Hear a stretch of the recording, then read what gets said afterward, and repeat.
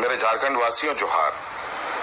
जैसे कि आप सबको मालूम है कि कल हम लोगों ने राज्य में सर्वदलीय बैठक की और आज हम अपने सरकार के सहयोगी दलों के साथ भी हमने एक बैठक की और राज्य की कोरोना की स्थिति को ध्यान में रखकर कई महत्वपूर्ण विचार, कई सुझाव हमारे विपक्ष के साथियों के तरफ से आया है और मौजूदा हालात को ध्यान में रखकर सरकार ने कुछ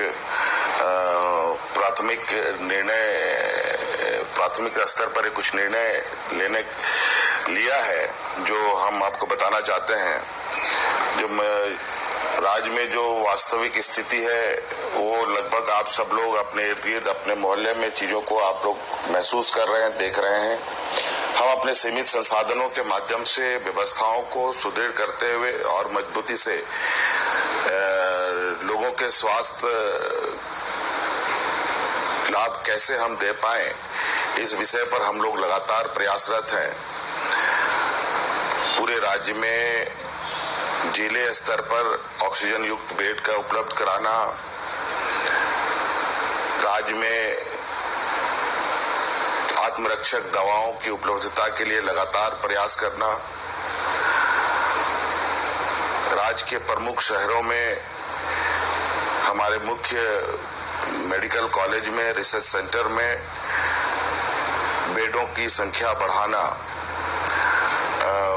हम लोग ने सुनिश्चित कर लिया है। लेकिन जैसे जैसे बेडें बढ़ रही है वैसे वैसे ऑक्यूपेशन भी बहुत तेजी से हो रहा है। बहुत तेजी से लोग उन रिक्त जगहों को भर रहे हैं।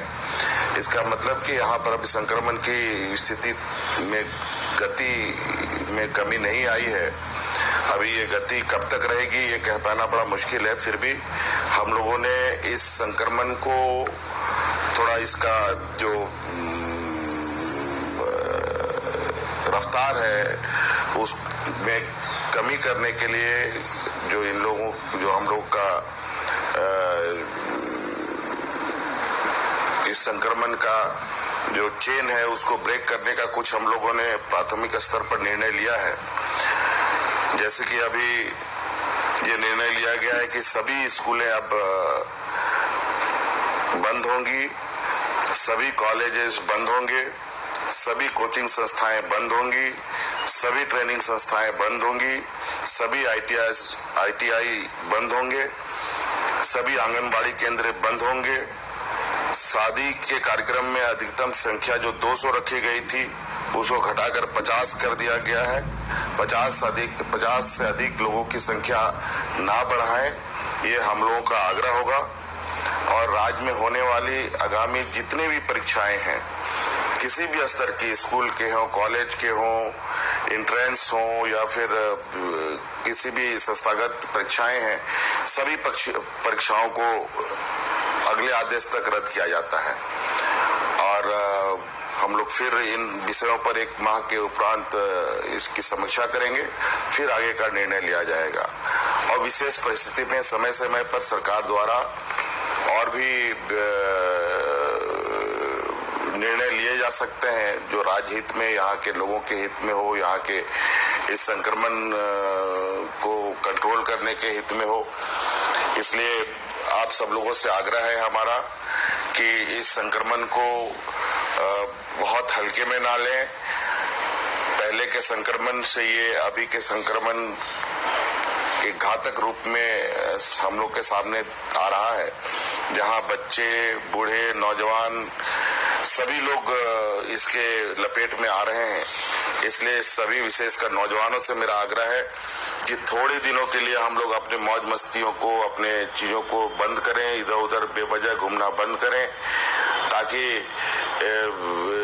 इसका जो चेन रिएक्शन है इसमें ठहराव आए, इसमें रुकावट हो।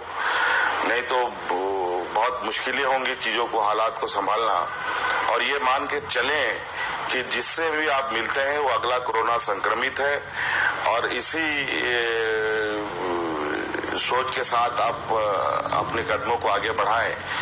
अगर कोई अगला संक्रमित है, आप उससे संक्रमित होंगे, आपके पूरे परिवार, आपके बाल बच्चे, आपके जितने भी रिश्ते नाते हैं सभी इस संक्रमण में चपेट में आ जाएंगे।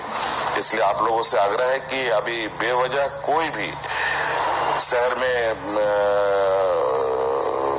ना घूमे और जो भी आवश्यकता अनुसार कोई भी निकलते हैं, विशेष परिस्थिति पे आप निकल सकते हैं, लेकिन मुंह में मास्क जरूर लगाएं।